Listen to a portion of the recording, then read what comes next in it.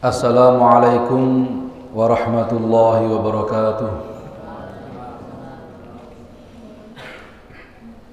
Innal hamdalillah nasta'inuhu wa nastaghfiruhu wa nu'minu bihi wa natawakkalu alayhi wa na'udzu billahi min shururi anfusina wa min sayyiati a'malina.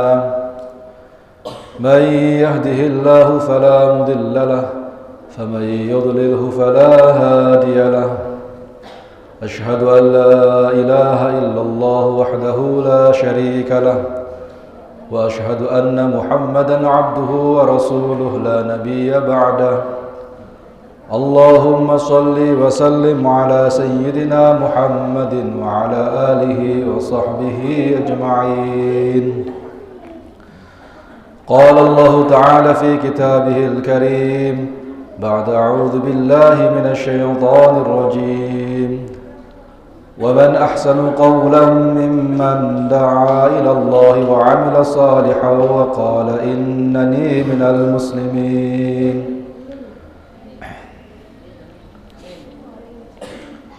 Hadirin jamaah salat maghrib yang dimuliakan oleh Allah Subhanahu wa ta'ala.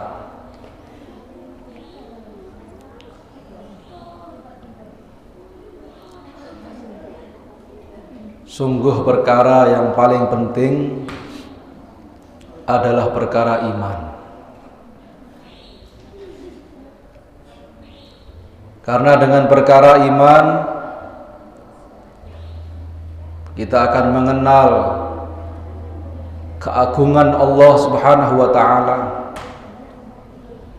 merasakan kehebatan Allah Subhanahu wa ta'ala, meyakini bahwasanya di balik yang nampak ini ada zat yang menciptakan, zat yang mengatur, yang mengendalikan, yang menguasai, yang memberi rezeki. Dialah Allah Subhanahu wa ta'ala. Kita ini hanyalah hamba Allah yang hidup di bumi Allah, di bawah kolong langitnya Allah, makan rezeki-rezekinya Allah,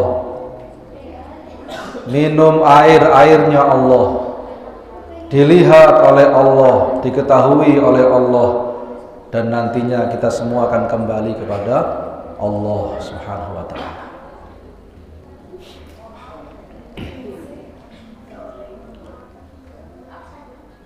Maka kalau orang tidak punya iman, dia ini merasa hidup dengan sendirinya. Kalau kuat, dia merasa kuat dengan sendirinya. Kalau sehat, dia ini sehat dengan sendirinya, tidak ada campur tangan Allah di sana.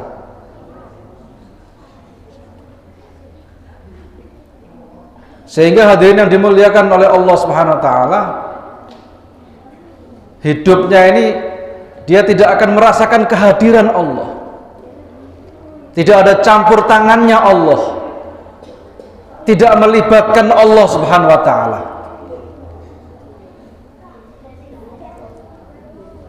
Sehingga tambah lama dia tambah jauh dengan Allah. Man wajadallah wajada kulla syai' wa man faqadallah faqada kulla syai'.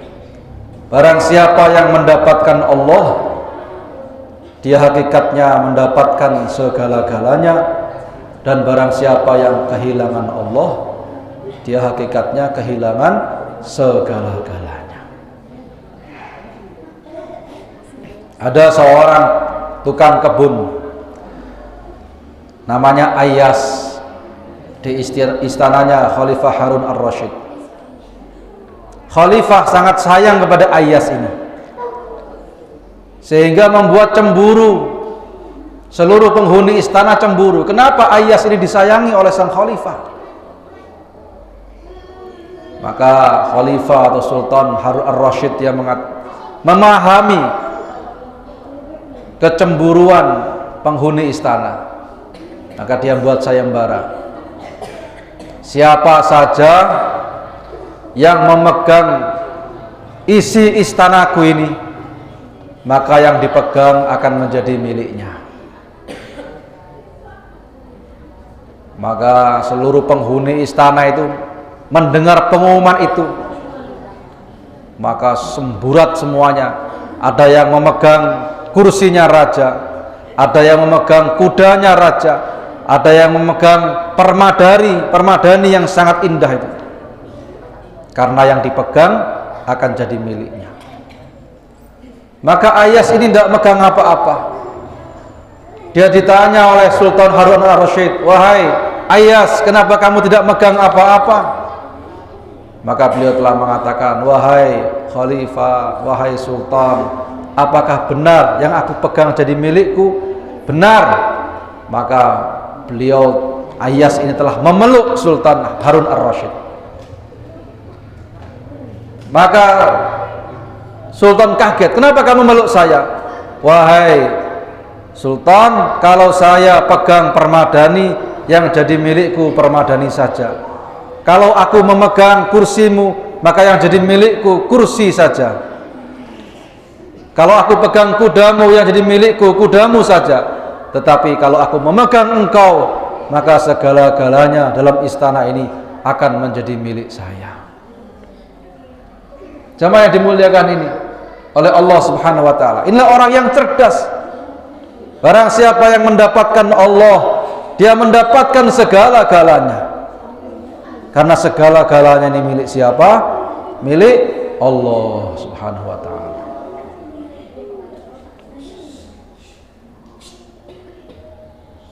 Talabat dunya jahil, talibud dunya jahil. Orang yang mencari dunia itu jahil. Wa talibul uqbah akil. Orang yang mencari akhirat itu adalah orang yang cerdas. Wa talibul maula kamil. Orang yang mencari Allah itulah orang yang sempurna. Orang yang menumpuk-numpuk dunia, mencari dunia ini orang yang jahil. Mau ditinggal kok ditumpuk-tumpuk. Ditumpuk, dikumpulkan, kemudian ditinggalkan. Jadi orang-orang yang arif dia mengatakan dunia ini kayak kancing baju, dimasukkan malah keluar. Ya. Lek dilebokno malah medal, kalau dikeluarkan malah masuk. Dengan titeni orang-orang yang punya sawah 5 hektar, sebentar lagi dia akan kehilangan sawah 5 hektar. Orang yang punya anak-anak yang banyak, sebentar lagi dia akan ditinggal oleh anak-anaknya itu, atau dia meninggalkan anak-anaknya itu. Maka jamaah yang dimuliakan oleh Allah Subhanahu wa taala, maka orang yang kenal kepada Allah, dekat kepada Allah, dia akan mendapatkan segala-galanya. Maka Sayyidina Umar radhiyallahu anhu pernah mengatakan, mengingat Allah adalah obat, mengingat makhluk adalah penyakit. Maka kita lihat semua problematika hidup itu mesti awal-awalnya dimulai dari ingat kepada makhluk, lupa kepada Allah. Lihat kehidupan orang-orang yang tidak ada zikrullah di dalamnya. Wa man a'rada an dzikri fa inna lahu ma'isyatan dongka. Lihat orang-orang yang lupa kepada Allah itu, hatinya tidak pernah mengingat Allah, maka kehidupannya jadi sempit. Ladangnya tambah luas tapi hatinya tambah sempit. Rumahnya tambah megah, tambah besar, tapi hatinya semakin sempit. Pangkatnya tambah tinggi, tapi hidupnya tambah rendah kualitasnya, tambah sempit hatinya. Yang difikirkan, bagaimana pangkat saya tambah tinggi, dan tambah takut jatuh. Maka hadirin yang dimuliakan oleh Allah, maka kita usaha hari-hari bagaimana menumbuhkan keyakinan yang sempurna kepada Allah. Yakin bahwasanya semuanya ini diatur oleh Allah Subhanahu wa taala, dikendalikan oleh Allah. Tidak ada satupun yang tidak diatur oleh Allah. Hatta debu yang masuk ke kelopak mata kita itu semua digerakkan oleh Allah. Tidak ada yang bergerak sendiri, nggak ada. Maka Anas bin Malik radhiyallahu anhu menjadi khadimnya baginda Nabi selama 10 tahun, maka beliau tidak pernah mendengar atau mendapatkan kemarahan dari Rasulullah sallallahu alaihi wasallam. Kalau beliau memecahkan gelas, maka beliau hanya mengatakan, oh memang sudah waktunya itu gelas itu jatuh, sudah sampai ajalnya, sudah tulisannya, sudah hari itu akan pecah. Masya Allah. Coba hidup kita ini kalau kita memahami akan takdir, ya, apa yang terjadi ini semua sudah ditulis oleh Allah, ya. Diangkatlah pena dan telah keringlah tinta. Masya Allah kan wa ma lam yasha' lam yakun. Apa yang dikehendaki Allah akan terjadi, yang tidak dikehendaki Allah pasti dan pasti tidak akan terjadi. Maka hadirin yang dimuliakan oleh Allah Subhanahu wa taala, orang yang punya iman yang sempurna ini akan tumbuh sifat-sifat mulia, tumbuh sifat syukur dalam hatinya, ya. Kenikmatan sekecil apapun akan dia rasakan. Ini berasal dari Allah. Satu butir nasi ini Allah yang buat ini. Dia akan menghargai, dia akan mensyukuri satu butir nasi. Coba jenengan dikasih uang 1.000 rupiah, tapi oleh presiden, maka 1.000 rupiah itu mungkin dipigora, ya. Has uang dikasih Pak Presiden 1.000 rupiah, karena tak tahu siapa yang memberi, Allah Subhanahu wa taala. Maka orang yang punya keyakinan yang sempurna kepada Allah, punya iman yang kuat, pasti hatinya dipenuhi oleh rasa syukur kepada Allah. La in syakartum la azidannakum wa la in kafartum inna azabi lasyadid. Maka orang-orang yang syukur ini pasti dan pasti akan ditambah nikmatnya oleh Allah. Afdhalud du'a alhamdulillah. Sebaik-baik doa itu alhamdulillah. Ya, orang itu kalau ditanya, "Gimana kabarnya?" "Waduh, saya ini sumpah anu ini ya." Nanti hidupnya ya nggak jauh-jauh dari apa yang dia keluhkan itu, ya. Tapi kalau ditanya, "Gimana kabarnya?" "Alhamdulillah, masya Allah. Nikmat semua dari Allah. Saya ini disehatkan oleh Allah, dikuatkan oleh Allah." Ya. Syukur aja. Maka hidupnya nanti akan dipenuhi dengan kenikmatan. Orang yang punya yakin kepada Allah yang mantap, yang kuat, tumbuh sifat sabar. Apapun yang terjadi semua dikendaki oleh Allah, ya. Datang dari Allah, maka dia akan sabar menghadapi problema-problema hidup, ya. Satu orang telah tawaf di Ka'bah, kakinya ada yang injak. Mungkin pertama dia menggerutu, wah kurang ajar, saya kok ada yang injak. Tapi ketika dilihat ini yang injak ini Raja Salman, Raja Arab Saudi, maka dia agak jadi marah, justru minta selfie dengan Raja Salman. Wah, justru bangga, saya telah diinjak oleh Raja Salman, Raja Arab Saudi, contohnya begitu. Maka hadirin yang dimuliakan oleh Allah Subhanahu wa taala, setiap musibah didatangnya dari Allah. Maka dia ini seperti dicubit oleh kekasihnya. Malam pertama dicubit, dicetol sampai biler, sampai merah, tapi merasa bahagia karena siapa yang nyubit? Kekasihnya, istri tercintanya, ya. Maka orang-orang yang arif billah itu, masya Allah, dia ini diberi sakit, gembira, diberi kemiskinan, gembira. Masya Allah, ini siapa yang memberi ini? Allah Subhanahu wa ta'ala. Pasti ada hikmah. Man yuridillahu bihi khairan yusib minhu. Barang siapa yang dikehendaki kebaikan oleh Allah, maka Allah akan berikan musibah-musibah dalam kehidupannya. Ini orang-orang yang tinggi derajatnya dalam pandangan Allah ini bukan orang yang nggak punya musibah. Para nabi, para rasul, bahkan ulul azmi ya, binar rasul, itu bukan orang yang paling gagah, paling ganteng, paling kaya, bukan. Justru orang-orang yang paling banyak, paling besar ujian-ujiannya. Nabi Ibrahim, Nabi Nuh, Nabi Musa alaihi salatu wassalam, Nabi Isa, bahkan Rasulullah sallallahu alaihi wasallam, paling besar ujiannya. Tetapi karena semuanya ini merasa diuji oleh Allah, hasbunallah, cukup Allah, selesai masalah, ujiannya selesai, derajatnya, makomnya ditinggikan oleh Allah Subhanahu wa ta'ala.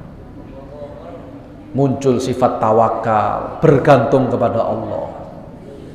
Amma yatawakkal 'ala Allah fahuwa hasbuh. Barang siapa hatinya selalu tawakal kepada Allah, maka Allah akan memberi kecukupan. Allah akan mencukupi permasalahan-permasalahannya. Apa-apa bergantung kepada Allah. Tidak yakin kepada makhluk, tidak bergantung kepada makhluk.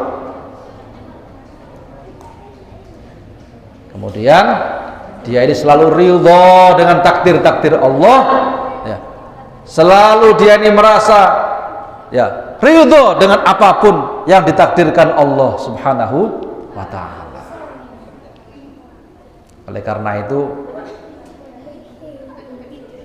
orang itu kalau punya sifat-sifat tadi itu, syukur, sabar, tawakal, ridha, ikhlas, Masya Allah, hidupnya ini penuh dengan kenikmatan. Maka saya kemarin pada waktu acara 17-an tuh diberi nasihat oleh Yai, man, apapun yang kita omongkan itu akan jadi perkataan, apa yang kita katakan itu akan jadi perbuatan, apa yang kita perbuat itu kalau terus menerus jadi kebiasaan. Nah, kebiasaan-kebiasaan yang sudah tidak bisa berubah lagi, itulah namanya karakter. Maka sumber pikiran kita itu berasal dari informasi yang kita dapatkan, dan sumber informasi yang terbesar sekarang ini ya media sosial. Maka hati-hati, kita ini seperti gilingan gandum. Tahu seleb jagung lah ya. Kalau kalian masukkan jagung, keluar apa? Tepung jagung. Kalau kalian masukkan kopi, keluar bubuk kopi. Kalau dimasukkan kerikil, keluar pasir. Ya, hati-hati. Kalau kita masukkan kebaikan-kebaikan, nanti timbul akhlak-akhlak yang baik, yang indah dalam kehidupan kita. Tapi kalau kita masukkan dalam otak kita yang buruk-buruk, nanti outputnya itu akan jadi keburukan-keburukan. Maka salah satu usaha kita ini tiap malam Ahad seperti ini, untuk memberikan informasi yang positif ya dalam pikiran kita ya. Kemudian kita duduk dalam suasana iman, dalam suasana amal, dan nantinya apa yang kita dapatkan ini kita sebarkan kepada yang lain. Karena apa?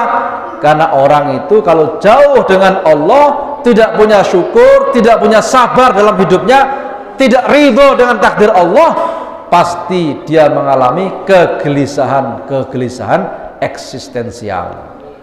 Tambah kaya, tambah merasa miskin. Tambah kaya, tambah merasa miskin hidupnya. Na'udzubillahi min dzalik. Maka mudah-mudahan kita semua menjadi orang-orang yang hatinya dikayakan oleh Allah. Tafarragh li'ibadati amla' sadruka ghina. Luangkan waktumu untuk beribadah kepadaku, aku penuhi hatimu dengan rasa kaya. Oleh karena itu, demikian yang bisa kami sampaikan. Mari niat sama-sama kita sampaikan apa yang kita telah dengarkan ini, kita amalkan, dan niat untuk kita sebarkan kepada keluarga kita, teman-teman kita yang lain, sehingga tidak satupun manusia di seluruh dunia ini yang tidak kenal kepada Allah. Saya tambahkan sedikit, kita ini seperti lihat orang yang miskin tapi di bawahnya dia bongkahan-bongkahan emas. Dia menggerutu, mengeluh terus, padahal di bawahnya dia bongkahan-bongkahan emas.